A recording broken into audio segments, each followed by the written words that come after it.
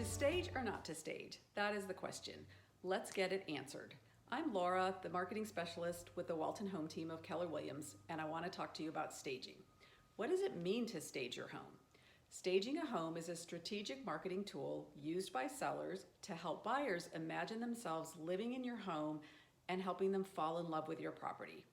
Staging is more than just a new welcome mat at your front door or putting out some new throw pillows. When done correctly, it can help a home sell for more money in a shorter amount of time. So what are the benefits of staging your home when listing? For one, the listing photos look phenomenal, attracting more buyers into your home. Additionally, staging allows buyers to envision themselves living in your home. Here's a fun fact. 83% of real estate agents said that when a home was staged, it actually made it easier for a buyer to visualize the property as their future home. Staging has been proven to get a higher price in a shorter amount of time. Now let's look at the cons. The cons are staging can take time to set up and take down after selling. Staging can be costly if you have to hire a professional company to do so.